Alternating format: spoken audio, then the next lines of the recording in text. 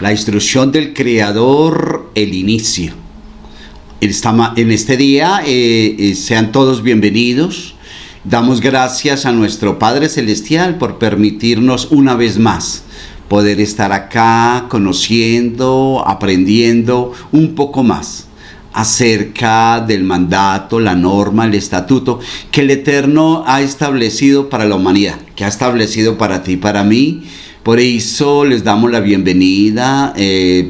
Póngase cómodo, vamos a escudriñar, vamos a aprender cosas sumamente interesantes, cosas que tal vez usted desconoce totalmente, y a causa de ese desconocimiento le ha traído a su vida por mucho tiempo desconfianza, porque tal vez no ve que va con base o que va en la línea que a usted un día le enseñaron con respecto a la religión que usted profesa. Es por eso la importancia de entender, de conocer qué es lo que realmente el Eterno ha establecido para la vida de cada ser humano. Y la verdad es que nosotros debemos entender que cuando el Creador hizo los cielos, la tierra y colocó al hombre, Él nunca estableció para poder acercarnos a Él una religión de por medio. No existe eso. El Eterno no estableció eso. Estableció normas, mandatos, y como tal le enseñó a Adán y a su descendencia todo lo que debían hacer, cómo acercarse a Él, los sacrificios que en ese entonces debían hacer, cómo debían comportarse, y le dio 6 leyes que están allí de forma implícita, que se encuentran allí en este prólogo de la existencia, porque fueron 10 generaciones que estuvieron hasta el diluvio. De allí entonces luego es que como el hombre empieza a crecer no solamente en número, sino también a crecer en la idolatría, en el pecado, a tal punto entonces que el Eterno decide más bien borrar, dar término a esa existencia para volver a poblar la tierra. Es por eso que decide entonces, se encuentra un hombre justo, recto, íntegro delante de él, llamado Noé, al cual él le entrega entonces esa obra de continuación de la creación que el Eterno había iniciado un día a través de Adán. Y es depositario del mandato, de la norma, de la ley. ¿Quién? En este caso ya sería Noé.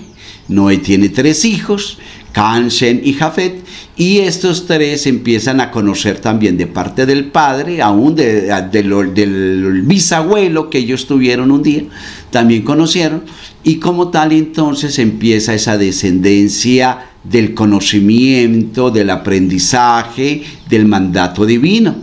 Ellos también entonces se continuaron con esas 6 normas que el Eterno inicialmente había dado a Adán, ahora se las daba a Noé, y es más, le agrega uno más, le agrega un mandato más, un mandamiento más, que era que ahora ya pueden matar animales y comerlos. Obviamente ninguno podía estar vivo para poder, cuando lo hicieran, sino que debía estar muerto. Como tal, entonces, vemos que desde el principio también el Creador establece en los cielos una corte celestial. Lo importante de todo esto es que hay algo que teníamos en total desconocimiento, era que el Eterno había establecido 2 tipos de instrucción, o 2 Torah. Torah es instrucción, la Torah oral, que fue la inicial, que es sumamente importante, y la Torah escrita, que fue lo último que tú y yo conocemos, ¿verdad? Aunque completamente distorsionado en otrora, ¿verdad? Esto entonces nos lleva a entender, a concluir que tanto es importante la Torah oral, que es la explicación, la forma y la manera, y otro en sí lo que era la norma, la ley, que es la Torah escrita, ¿verdad? Importantes ambas. Durante el transcurso de los siglos, lo que hicieron fue sacar copia de la copia, y hasta muy malas copias en traducción, en todo lo que tiene que ver la sintaxis, veamos que eso estaba inicialmente en arameo, después hebreo, después, de hecho, hebreo antiguo. Después lo pasaron al griego antiguo, después del griego antiguo al latín, del latín al español. Motivo por el cual, cuando tú y yo conocimos acerca de la norma que el Eterno establece, pues conocimos de una norma amañada, distorsionada, abusada, pues precisamente porque en el transcurso de los siglos hubo hombres que por su ambición de poder y de muchas cosas, qué sé yo, como hoy por hoy lo vemos, que han cambiado, han distorsionado, han difamado acerca de la palabra de verdad de nuestro Creador. Es por eso que se inventaron todo tipo de religiones, todo tipo de acercamientos supuestos hacia el Creador, hacia el Padre Eterno, y por eso es que usted encuentra miles de religiones, unos que siguen así, otros que siguen así, otros asá, y usted se queda perplejo, tal vez como un día me pasó a mí. Venga, entonces, ¿cuál es la verdad? Y le quiere que le diga, pues la verdad en cierta forma la tiene cada uno de ellos, ¿sí? Pero no es una verdad absoluta, no, para nada. No es una verdad absoluta. Los que buscamos la verdad absoluta nos desprendemos totalmente de todo tipo de religión, ¿sí? Para poder estar en un lugar, en un punto central, ¿sí? Neutro, donde pueda entonces analizar y decirle, bueno, Padre, muéstrame el camino y dime qué es, cuál es tu camino. Y la verdad la encontramos en nada más con analizar lo siguiente. El Creador, el Altísimo, el Supremo Hashem, le entregó inicialmente a Adán, le entregó la norma de forma oral. Después se la entregó a Noé y a sus hijos de forma oral. Después a su descendencia, y aún cuando estuvo Abraham, Isaac y Jacob, ellos siempre guardaron la Torá oral, porque cuando eso no estaba escrita, ¿verdad? Y ellos guardaron la Torá, la instrucción, y ellos seguían en la obediencia. Sí, de hecho, mire que un hombre justo como Abraham, realmente maravilloso, sí, Abraham, después Isaac, después Jacob. A cada uno el Creador le habló conforme a la promesa que él estableció. Y le dijo a Abraham que le apartase un pueblo para él. Y a ese pueblo fue que el Creador le entregó también la Torá escrita. O sea, la instrucción, ya tienen dos, Torá oral y Torá escrita. Y aparte de esto le entregó las promesas y le entregó los profetas, ¿sí? Las profecías que habían de ser, y con base en esto, obviamente allí, y la instrucción que nosotros debíamos seguir. Entonces, ¿qué quiere decir esto? Que ya hay dos tipos de dos instrucciones. Una que es universalmente, ¿sí?, que debemos seguir tú y yo, y la otra es aparte de la universal, al pueblo de él, al pueblo de Israel, él le entregó otra norma, otros mandamientos, otros estatutos que nosotros sin saber un día mezclamos debido a que nosotros nos hicimos ideas, hicimos planes celestiales, hicimos muchas cosas. ¿Por qué? Porque era con base en las religiones que nosotros profesamos, que unos decían esto, como tú encuentras en internet, que encuentras 1000 cosas, cantidad de información referente a un tema, pero ¿cuál es la verdad? Por eso tenemos que estar centrados en el Creador.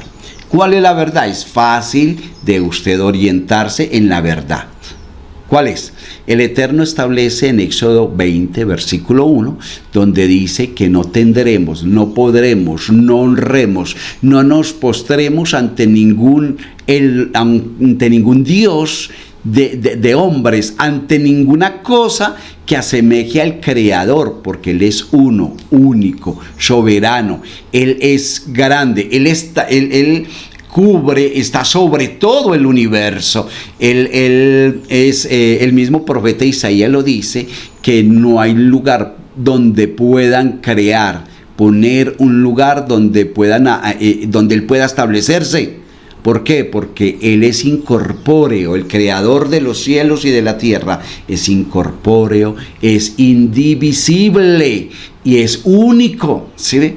Entonces, si usted tiene claro ese mandamiento número 1, usted se va a dar cuenta que todo de ahí para allá es pura, perdóneme, carreta, mentira, engaño, manipulación. ¿Sí? Que Dios me dijo, que Dios me enseñó. No, lo que Él dijo, enseñó y lo que Él quiere que nosotros hagamos está allí, plasmado. ¿Se lo entregó a quién? A su pueblo, al pueblo de Israel, o a lo que el mundo todo llaman judío. Listo, póngale el nombre que quiera, pero el Creador lo estableció para que fuese de esa manera. Muy bien, ya tenemos entonces esto. Ahora, cuando usted va al libro de Deuteronomio, ¿sí?, que Moisés enseña en el capítulo 6, versículo 4, dice que, oye, el mismo Creador le habla a Moisés y le dice, oye, ¿sí?, Israel, ¿sí?, Hashem uno solo es. No hay dos, no hay tres, que no existe nada de eso, ¿sí? Lo que es la Trinidad, lo que es esto, lo que es... De hecho, la Trinidad es una creación del hombre. Si usted empieza a analizar y a buscar, ¿sí?, a escudriñar, va a encontrar que todas las culturas han tenido Trinidad. ¿Sí ve? Los imperios han tenido Trinidad. ¿Sí ve? Todas las culturas religiosas han tenido Trinidad. Roma no podía quedarse atrás, ¿verdad? Y asimismo, entonces, muchas cosas que usted a través de la religión ha aprendido son cosas precisamente creación del hombre, son cosas que han aprendido de allí, de allá, pero no han ido a lo original. Es por eso entonces que tú y yo debemos hacer eso, de ir al original y saber que el Eterno colocó al pueblo judío o al pueblo de Israel como luz para las naciones, y nos es necesario entonces aprender al lado de ellos. Ellos son los que nos deben enseñar, ¿sí ve? No los que crearon religiones y todo. Nosotros hemos hablado entonces para que entendamos que a partir de Noé es la generación en que tú y yo estamos, o sea, después, postdiluvio, después del diluvio. Por eso es que a veces se dice que somos hijos de Noé, no somos hijos de Adán, porque la generación de Adán ya quedó finiquitada con el diluvio. Ahora somos hijos nosotros, tú y yo, de Noé. Por eso tú escuchas hablar de los Benei Noah, ¿sí? ¿Sí? Que es que Benei son hijos, ¿de quién? De Noah, Noé. No, en hebreo, Noé es Noah, entonces Benei Noah, ¿sí? Entonces, con base en todo esto, este recuento que les he hecho así a grandes rasgos, me disculpa, he resumido miles de años, ¿sí?, donde tú debes llegar entonces a analizar realmente qué es lo que tú debes hacer, creer y obedecer. Es directamente a la palabra, sin que seas tú parte de una religión, en absoluto. Entonces, como esto no se enseñó desde el principio, sino que se han enseñado son religiones, cuando tú escuchas hablar de esto o tú mencionas a alguien esto, dicen que estás metido en una nueva religión. Eso es más fuera de la realidad, que eso no hay, ¿sí? Porque de hecho es la base, lo que el Eterno estableció desde el principio de los siglos, todo eso. Muy bien, me hice entender. Hoy entonces vamos a tener un tema bastante, ¿cómo les digo yo? Es un tema bastante y maravilloso. ¿Por qué? Porque es acerca del Mesías. Tal vez usted se ha hecho la pregunta alguna vez, ¿fue Jesús realmente el Mesías anunciado? ¿Sí? ¿Te has preguntado eso? Pues hoy vamos a aprender acerca de este tema, ¿sí? De si realmente Jesús fue, o sea, el cristianismo se inventó, si realmente es el Jesús, ¿sí?, o es el Mesías anunciado. Porque es que lo que sí encontramos en el Antiguo Testamento, ¿sí?, en las Sagradas Escrituras, es que el Mesías ha de venir. Por eso usted escucha que el pueblo judío o el pueblo de Israel está esperando el Mesías. Tú debes hacerlo también, ¿verdad? Aunque a nosotros poco eso nos atañe, pero es necesario que conozcamos, entendamos y que en cierta forma, pues obviamente sí nos va a atañer, ¿cierto? Pero más al pueblo de Israel. Es que el Mesías es para el pueblo de Israel, no para ti ni para mí. Nosotros no necesitamos de ellos, del Mesías, para ser salvos. Lo mismo el pueblo de Israel, no necesitan del Mesías para ser salvos. El Mesías va a cumplir una función conforme a lo que el Eterno estableció a través de los profetas, ¿sí? Que ha de cumplir ese Mesías, pero no conforme a lo que un día comenzaron a enseñar y empiezan con esa a colocar terror en los corazones de la humanidad, que no, que es que el Mesías está a la puerta, que se va a quedar sin salvación, que Él va a venir y usted va... Nada de eso es cierto, ¿sí? Por eso vamos entonces, en este día, vamos a aprender con respecto a eso. ¿Les parece? Espero que hayan traído su tacita de café o algo para que podamos disfrutar de un rato de conocimiento y de aprendizaje. Entonces, en esta primera parte vamos a aprender con respecto a este tema. ¿Les parece? Muy bien. La pregunta entonces es, ¿fue Jesús realmente el Mesías anunciado? Examinemos los hechos. Según lo que dice el rabino Pinchas Stolper, si los cristianos creyeran que Jesús fue su Mesías, esta creencia incumbiera muy poco a los judíos y ahora a nosotros como noágidas, o sea, como hijos de Noé. Su afirmación, sin embargo, no es que el Mesías cristiano, sino que es nuestro Mesías, el Mesías de los judíos, es al que debemos tener conocimiento y esperar. ¿Sí? El Mesías predicho por los profetas judíos, que es al cual nos estamos refiriendo. Ahora, los cristianos intentan entonces probar esta creencia recurriendo a nuestra Biblia, o sea, a la Tanaj, usurpándola y tergiversando las promesas otorgadas solamente al pueblo de Israel. Entonces, ciertos grupos misioneros cristianos han establecido una organización llamada Judíos por Jesús, o hay un movimiento mesiánico que nació en la década de los 80, a través de la cual enganchan a judíos ingenuos al cristianismo como un argumento viejo y desacreditado, como es el cristianismo. Entonces les dicen, no te vuelvas cristiano. Argumentan y le dicen, permanece judío. Sin embargo, les dicen, mientras sigues siendo un judío leal, acepta a Jesús como tu Mesías. Y eso es un error garrafal. Algunos pocos del pueblo de Israel, judíos, lo han hecho, pero no todos. O sea, el movimiento mesiánico comienza allí, ¿sí? Y también auspiciado por Estados Unidos, el movimiento mesiánico. Tal vez usted ha encontrado en la televisión que mesiánicos escríbase y no sé qué para que traiga libertad a Israel. No. Toman una parte de lo que es cierto, pero lo combinan con lo que es la mentira. ¿Sí? Es cierto que el Mesías va a venir y va a traer la paz a Israel y al mundo entero, ¿verdad? Pero específicamente el Mesías es para el pueblo de Israel. Entonces, en vista de la confusión creada por las muchas afirmaciones falsas de los grupos misioneros, los judíos deben estar armados con hechos para sustanciar las convicciones de que todo lo que los cristianos argumentan para respaldar a Jesús como el Mesías es falso. Los siguientes puntos marcan algunas de las mayores discrepancias e inconsistencias en los argumentos de estos misioneros. Ahora, el Mesías verdadero, judío, sería un ser humano nacido de manera natural, de carne y hueso, ¿sí? Hijo de un esposo y una esposa, sin trascendencia absoluta, nada, ¿sí? Como un día el personaje que crearon hace más de 2000 años.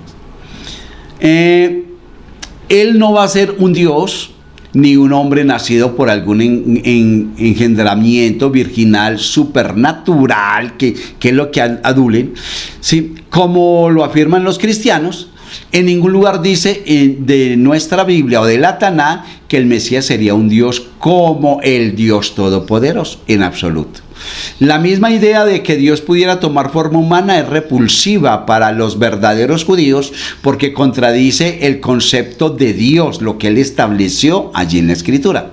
Por encima y más allá de las limitaciones del cuerpo humano, ¿sí? Porque es que lo que ha hecho el hombre es humanizar a Dios, como si Él fuera humano. Él es más que humano, ¿sí?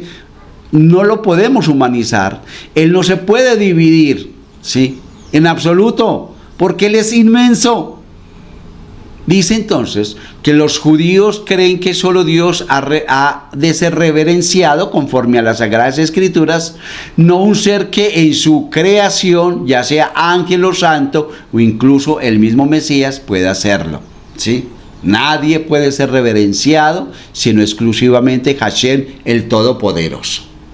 Ahora, en ningún lugar de las Sagradas Escrituras predicen nuestra Tanán ni la Biblia que el Mesías nacería de una virgen. No, nada de eso. De hecho, las vírgenes no dan a luz en ninguna parte en la Biblia. Usted no encuentra eso. Esta idea ha de ser encontrada solo en la mitología pagana. Para la mente judía, la misma idea de que Dios pudiera plantar su semilla en una mujer es innecesaria y es contranatural. O sea, eso es innecesario porque simplemente lo hace y ya, ¿cierto? Y menos en una mujer. Esto sería opuesto a lo que esto sería opuesto a Dios e iría en contra de sus mandamientos. Miren, nada más en pensar nada más en esto, que nazca de una mujer, sí, un Dios, eso eso no tiene nada que ver. Mire, Éxodo 20, versículo 14 dice: no adulterarás, fue el mandato del Eterno, ¿sí? No adulterarás, dice Éxodo 20, 14. Mandato, norma, estatuto del Creador.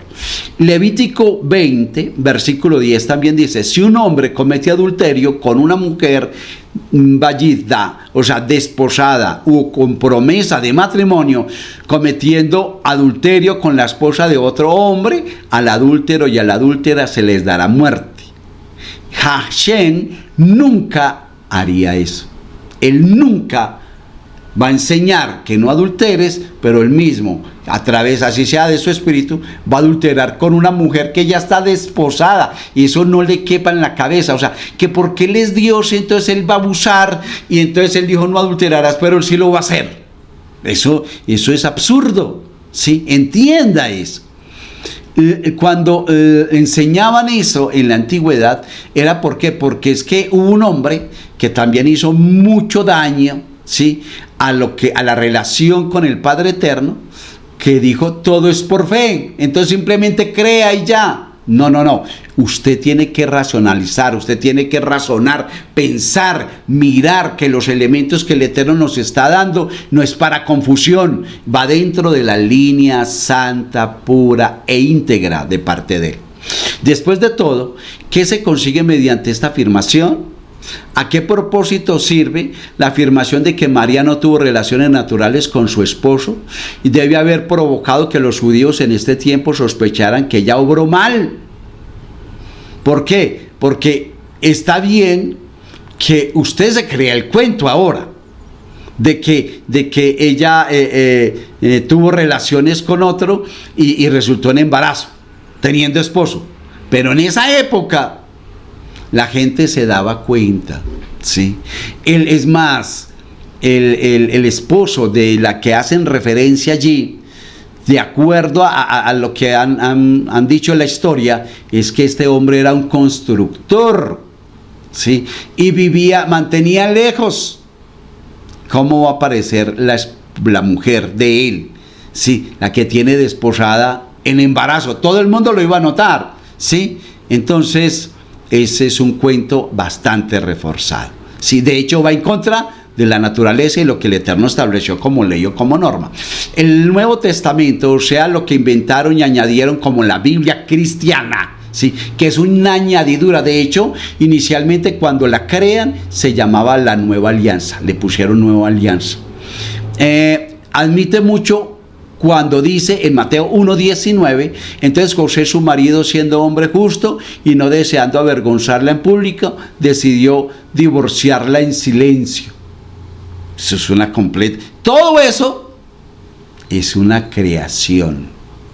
Es una imaginación de los escritores, porque ni siquiera se pusieron de acuerdo. Mire, si usted lee en lo que llaman los evangelios, así como yo un día lo hice, usted se va a dar cuenta que hay miles de errores entre un personaje y otro. O sea, parece que fueron grupos de personas que después le pusieron a este Mateo, a este Marcos, a este Lucas y a este Juancho, y todos, y no se ponen de acuerdo en la declaración de los hechos, en el tiempo, en las épocas, en la forma del sacerdocio de la época, en las fiestas. O sea, es como si tuvieran un desconocimiento, o el conocimiento que tuvieran cuando fueron a escribirlo, lo que llamaron Nueva Alianza, es como si el conocimiento fuera muy somerito. Y por eso usted, cuando comienza a entender y aprender acerca de la cultura judía, del pueblo de Israel, de lo que el Eterno establece, usted va a encontrar todas estas discrepancias y miles de errores. De hecho, por ahí hay en internet, usted puede encontrar los 21,000 errores de la Reina Valera. Pero no solamente es de la Reina Valera, sino que tomaron el Talmud, y como estaba adulterado, y de allí han sacado y han inventado y han creado miles de versiones y miles de cosas que se salen de la total realidad de lo que el Eterno estableció. La idea completa del engendramiento virginal no sirve a propósito alguno, excepto para atraer paganos al cristianismo, no más. El error es aquí que Dios estaría violando el mandamiento de inmoralidad sexual, haciendo de tal virgen una adúltera, una pecadora, ¿sí? Y eso va en contraposición de lo que Él establece. Se espera que el Mesías judío traiga de vuelta a los judíos a su tierra, los que faltan por venir. Jesús nació mientras los judíos todavía vivían en su tierra, antes de que fuera al exilio. Veamos que este falso Mesías Jesús no podía restaurarlos a su tierra porque todavía vivían en ella, en esa época, ¿sí? El verdadero Mesías debe reconstruir el templo en Jerusalén, y el que estuvo, o el que le adjudican como Mesías, no lo volvió a creer. Es más, existía el templo cuando él estuvo, ¿sí? Pero Jesús vivió mientras el templo estaba todavía en pie, téngalo en cuenta. La Biblia judía dice que el Mesías redimirá a Israel. En el caso de Jesús, exactamente lo contrario tuvo lugar.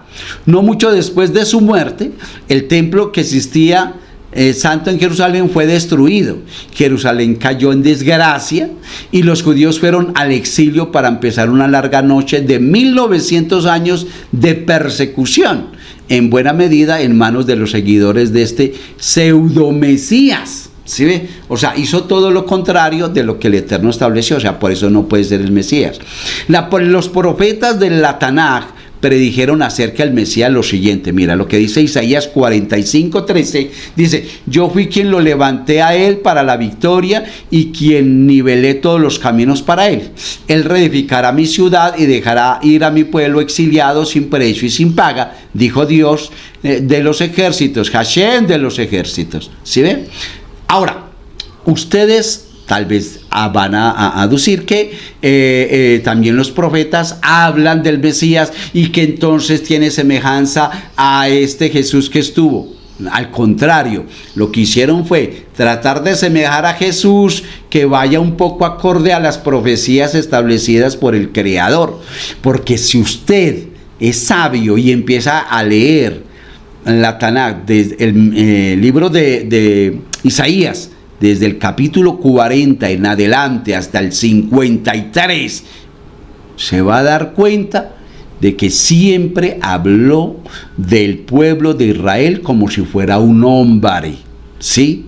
Como si fuera un hombre. Recuerde que el nombre de Israel es como está tiene una similitud a Jacob, porque primero Jacob se llamaba, era el nombre de él, ¿cierto? Y después el Creador se lo cambió por Israel, ¿sí ve? Pero es precisamente para tomar como modelo de hombre, ¿sí? O sea, para que tuviéramos como la idea de que el Eterno se refiere siempre al pueblo de Israel como si fuera un hombre, ¿sí ve? Un hombre desobediente, un hombre del cual el Eterno tiene misericordia, un hombre que viene y va con respecto a lo que el Eterno estableció, un hombre que debe cambiar y debe guardar los mandamientos y las normas, un hombre que debe ofrecerle sacrificio como el Eterno lo estableció. O sea, siempre, y tú lo vas a encontrar, si tú lo lees desde Isaías 40 al 53, cuando tú terminas el 53,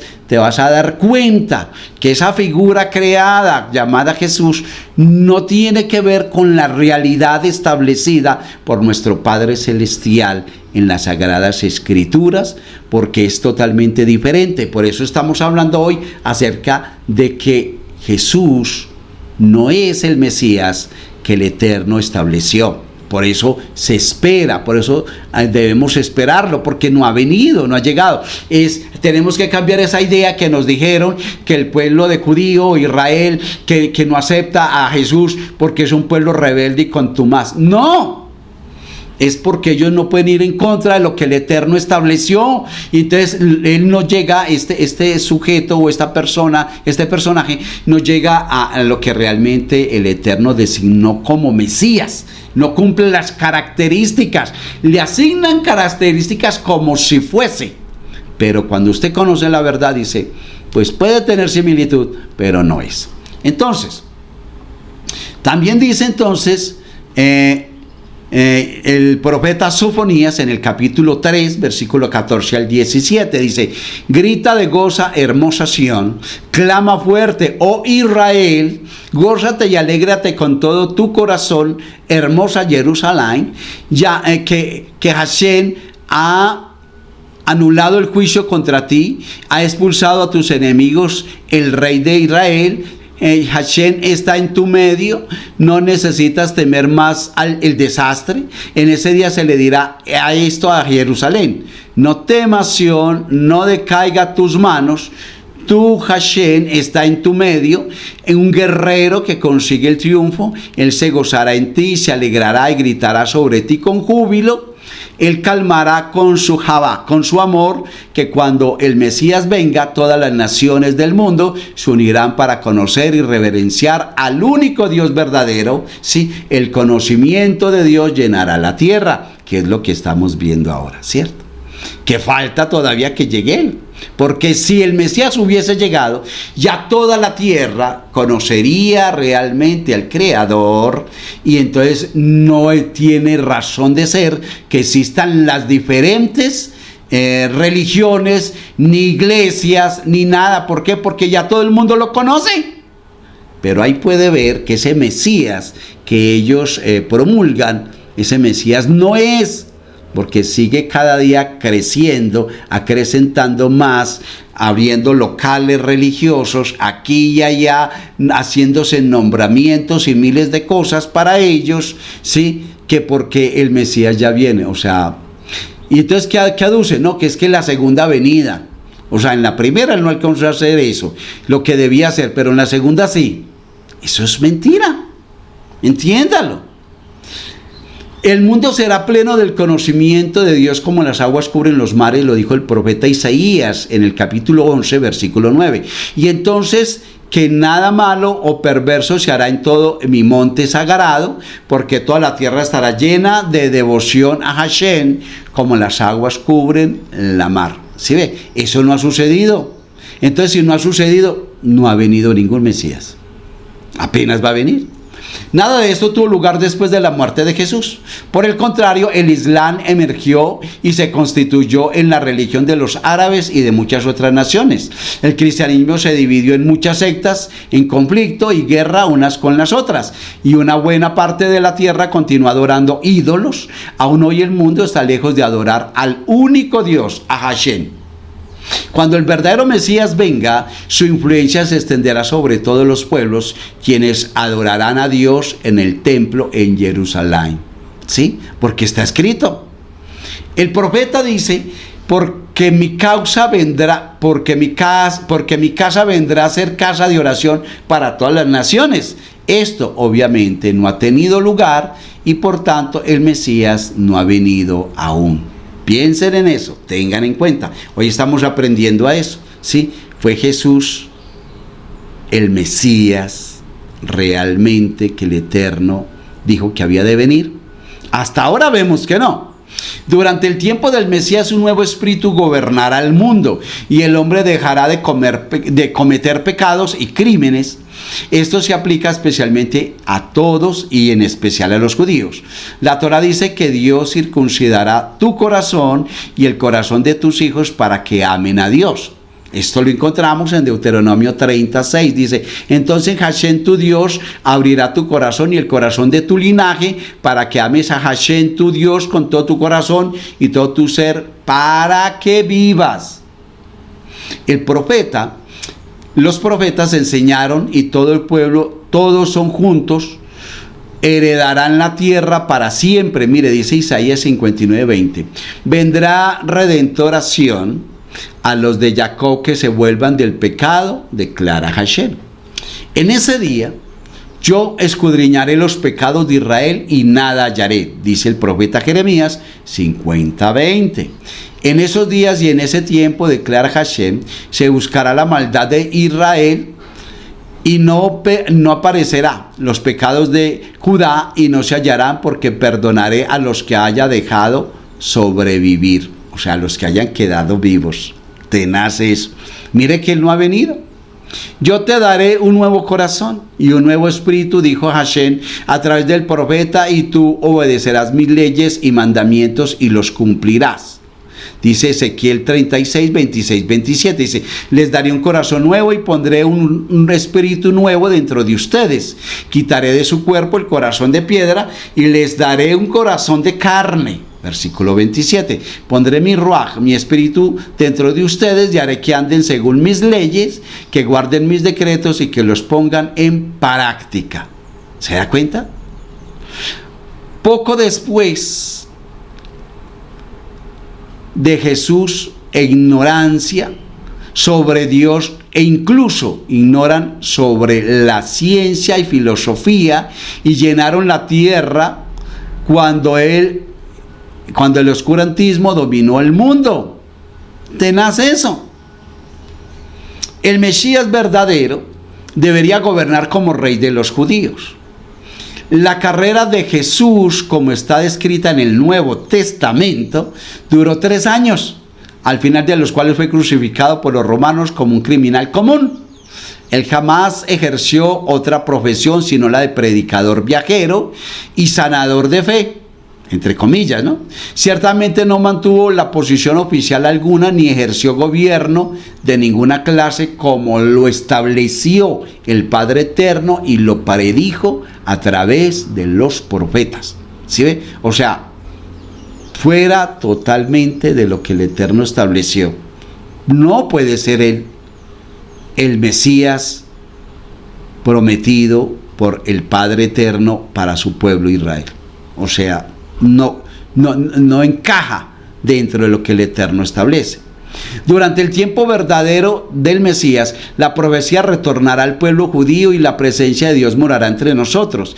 Y después de eso yo derramaré de mi espíritu sobre toda la humanidad y los hijos e hijas profetizarán. Dice Ezequiel 37, 27 y 28. Mi tabernáculo estará junto a ellos, yo seré su Dios y ellos serán mi pueblo. Y cuando mi santuario esté en medio de ellos para siempre, sabrán las naciones que yo, Hashem, santifico a Israel. Estas predicciones también esperan todavía para ser cumplidas, porque esto no ha sucedido, ¿sí? No, el mundo está profetizando, no. Salen profetas falsos, ¿sí? Desde la creación del cristianismo y sus derivaciones han habido profetas falsos, ¿sí? Durante el tiempo del verdadero Mesías, ¿sí? Esto va a ser totalmente diferente. Una de las mayores tareas del Mesías sería traer paz al mundo entero, de acuerdo a lo que el Eterno Padre estipuló. En el tiempo del Mesías no debería haber más guerras y cesar la manufactura de armas. El profeta dice, y cambiarán sus espadas por herramientas de arado y sus lanzas en hoces. ¿Esto ocurrió? ¿Esto no ocurrió? Para nada, en lo absoluto. Vemos que no ha habido paz. Por eso tuvieron que cambiar el discurso y hacer cosas diferentes para que se vaya ajustando un poco a lo que ellos crearon. ¿Sí? Según la verdad de la Torá, una de las obras que hará y que no hizo el falso Mesías es que la nación no levantará espada contra nación, ni se prepararán más para la guerra, como hoy lo vemos, ni estarán en guerra, ¿sí? Como enseña el profeta Isaías en el capítulo 2, versículo 4. Así él juzgará entre las naciones y arbitrará entre los muchos pueblos, y forjarán sus espadas en rejas de arado y sus lanzas en podaderas.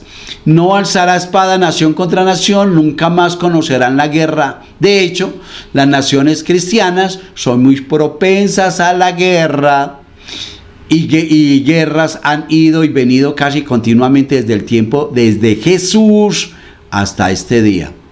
Tremendo. ¿Sí? Mire que para justificar lo que tal cosa, no, es que en los años 70 va a haber, pues eso ocurrió, eso lo sabemos, que en el año 70 nuestra era, Tito se encargó de acabar con Israel, ¿cierto? De mandar al exilio a todas las tribus que habían allí, todo eso. Ese es el segundo exilio. ¿Trajo paz? No trajo paz. Trajo amantes más guerra, ¿sí? El mismo Jesús declaró negando que fuese el Mesías, y esto la gente no lo tiene en cuenta, con la enseñanza que expresó a sus discípulos. Cuando usted que tal vez sigue todavía en una comunidad religiosa, ha leído Mateo 10, 34, 36, ¿sí? Y miren lo que el mismo Mesías, que está en contra de lo que el Eterno establece a través de los profetas, y lo declaró supuestamente el tal Jesús. Dice: no crean que he venido a traer paz a la tierra, no he venido a traer paz sino espada. Eso no fue lo que dijo el Padre Celestial que haría el Mesías, ¿cierto? Versículo 35, porque he venido a poner conflicto al hombre contra su padre, a la hija contra su madre, a la nuera contra su suegra. Los enemigos de cada cual serán los de su propia familia. Si usted razona, dice: wow, es que nada más para empezar por ahí, este hombre no trajo ninguna paz. O sea, este invento de ellos, del cristianismo, la verdad por ahí no es. Hemos dicho, ni como profeta podría servir, ¿sí? Porque va en contraposición de lo que el Eterno estableció para el futuro, para el Mesías que ha de venir al pueblo de Israel, ¿sí? En el Nuevo Testamento que ellos crearon, afirman erróneamente que las profecías que refieren al Mesías debían ser cumplidas en la generación de Jesús. Mire, Marcos 13:30 claramente dice: ciertamente les digo que no pasará esta generación hasta que todas estas cosas sean hechas. En Mateo 4 refiere a Jesús diciendo: el reino de los cielos está a la mano. 2000 años ha pasado y todavía nada ha sucedido. Esto muestra de los errores del mal llamado Nuevo Testamento, ¿sí? ¿Por qué? Porque él dijo que esa generación no iba a pasar sin que aconteciera eso. Jesús murió, esa generación pasó, y a ver, ¿ocurrió lo que él dijo? No ocurrió, ni siquiera, ni estando ni él después. Completamente falso. Y Marcos también habla al frente al respecto de eso, que el reino ya estaba aquí. Si estaba aquí, entonces muestren. En ningún lugar dice la Biblia judía que el Mesías vendría una vez y sería muerto y retornaría nuevamente en una segunda venida. No dice en ninguna parte. La idea de una segunda venida no es más que una racionalización del fracaso de Jesús para verificar alguno de los requisitos mesiánicos. Tal idea es una invención puramente cristiana sin fundamento alguno en la Biblia. De hecho, si ustedes han visto donde dicen que una blasfemia del supuesto Papa, ¿sí?, de Francisco, cuando dice que el fracaso más grande de la historia es el fracaso de Jesús en la cruz. ¿Lo han visto? Yo lo he visto, de hecho búsquelo por ahí, ¿sí?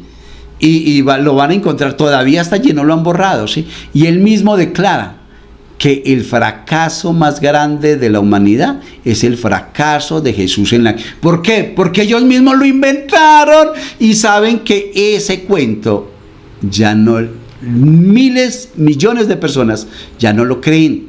Por eso, más bien buscando algo diferente, algo de pronto un poco más coherente, se han pasado al Islam. Por eso el Islam es una de las religiones más grandes después del cristianismo. Cuando hablo del cristianismo, estoy hablando de la Iglesia Católica Cristiana, de todos los cristianos que están allí y todas sus derivaciones. Porque es que los cristianos actuales, los apartados que ellos llaman, o los evangélicos o los protestantes, son hijos de la Iglesia Católica, o sea, de Roma. Todos son de Roma, ¿verdad? Entonces, dice entonces que en ningún lugar dice la Biblia judía que el Mesías vendría una vez y sería muerto, ¿sí? Entonces, la idea de una segunda venida no es más que una racionalización del fracaso de Jesús. La Tanaj nos dice que el Mesías ungido descendería